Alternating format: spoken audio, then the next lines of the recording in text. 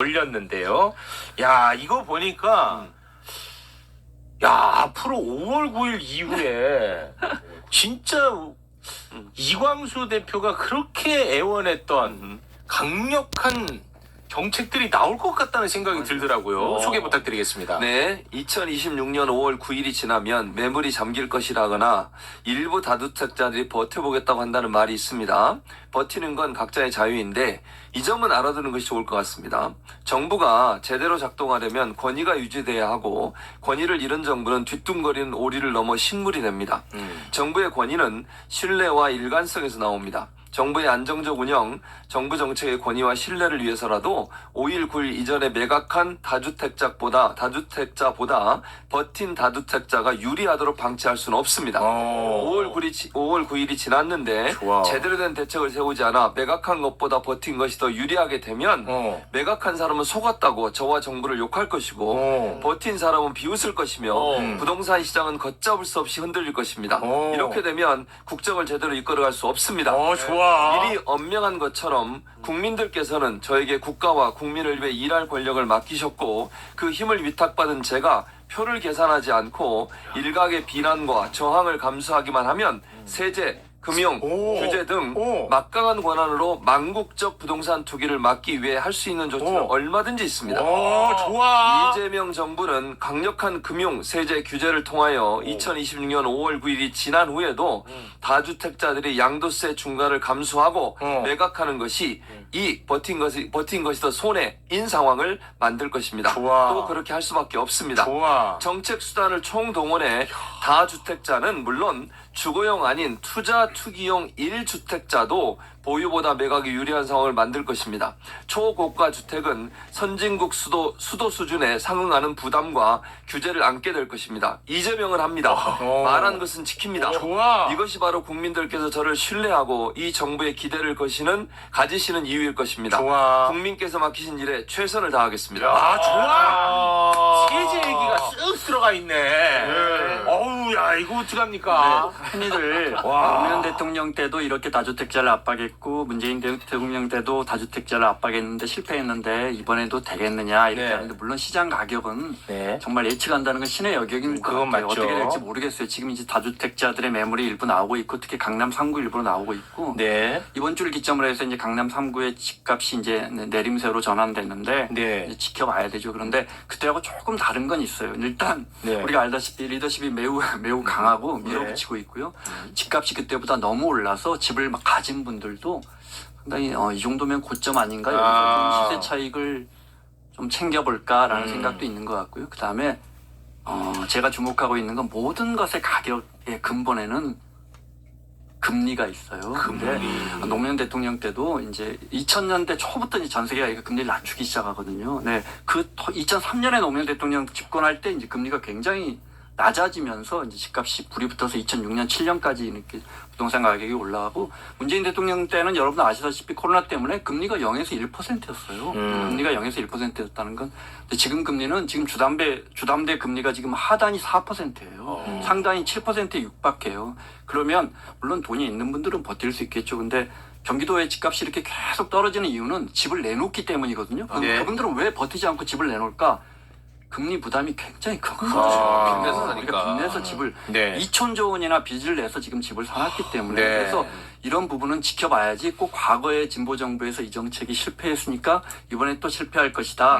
지켜봐야 할 것 같고요. 제가 몇 가지 우리가 잘못 알고 있는 것 흔히들 말하는 거 몇 가지만 좀 말씀드릴게요. 그 중에 오늘 한 가지만 봅니다. 왜냐면 출연자가 또 기다리고 있습니다. 그 보유세 사진 하나 올려주실래요? 네.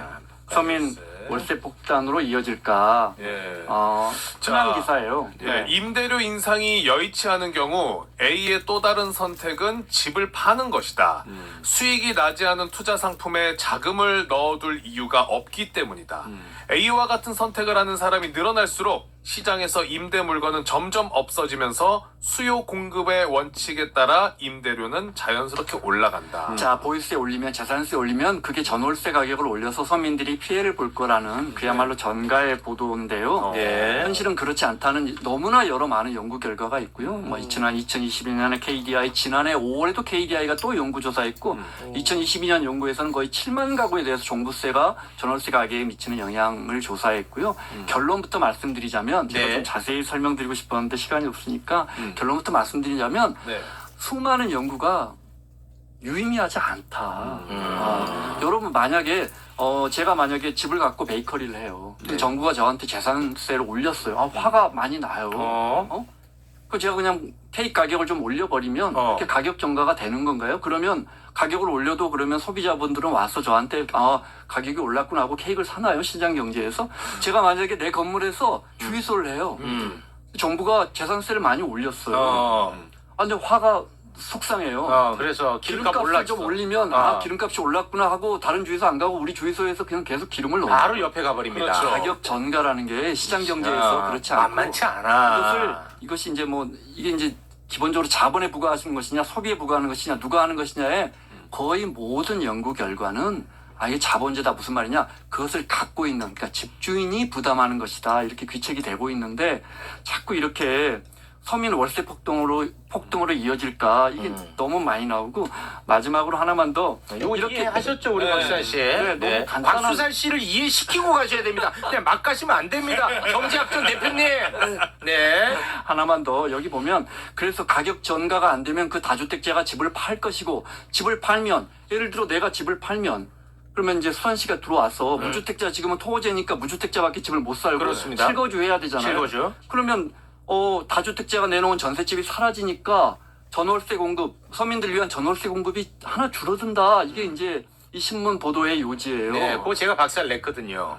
이야기 하셨구나. 제가 그거 맨날 박살 내. 제가 한 3주째 박살 내고 있습니다. 정답. 집 팔고 나가면서 뿌시고 나가냐?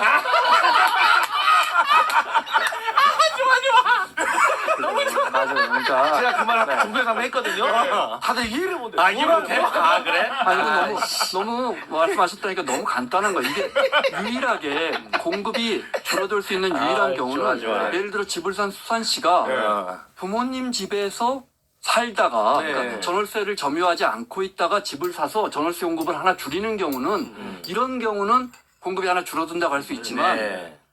그렇지만 이미 집을 사겠다는 또는 전월세를 하나 내가 수요하겠다는 수요가 하나 줄어들잖아요. 집을 그렇지. 사버리면서. 그렇죠. 그러니까 기본적으로 이 착각은 어디서 출발하는 거냐면 다주택자가 집을 내놨잖아요. 네. 시장 경제에서 공급하면 가격이 올라가기가 쉽지 않잖아요. 그렇죠. 그런데 네. 가격이 올라간다 서민들이 그 공급이 줄어든다 이 논지로 이야기를 하려니까 여기서부터가 이게 오류가 생기는 거예요. 자기들도 이게 쉽지 않을 거예요.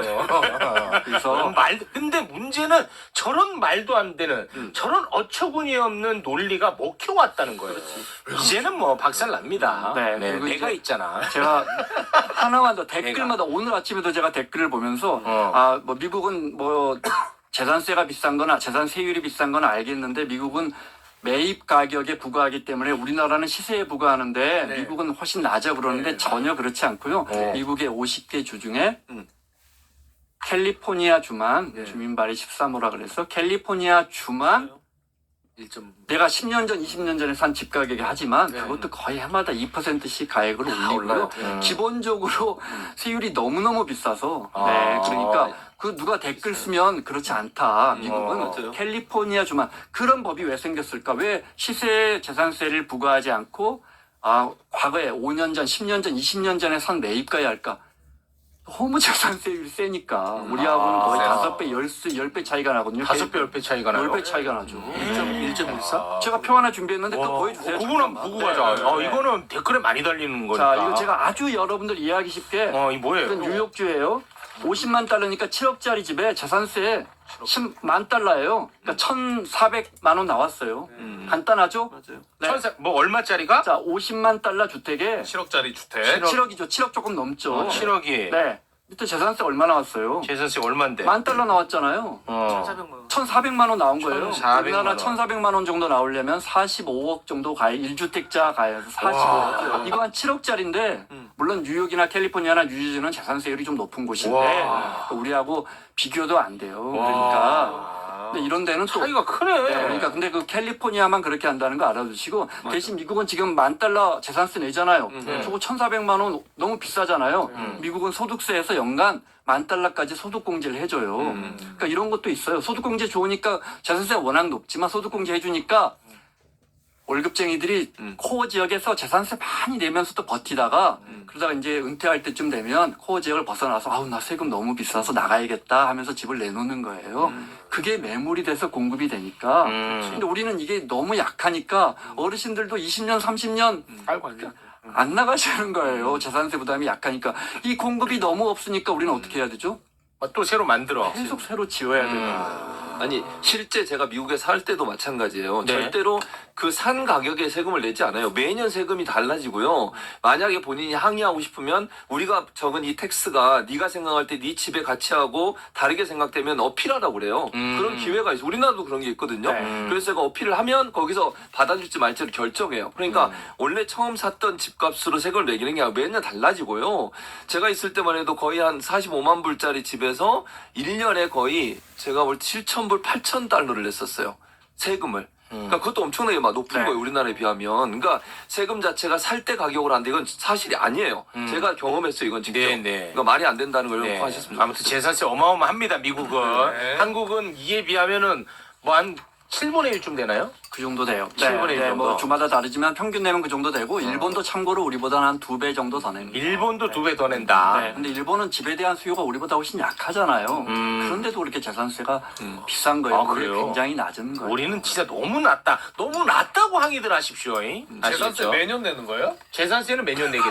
그래요? 재산이 없구나. 재산세 매년 되는 거예요. 야, 얼마나 재산세 없으니까 다행이야.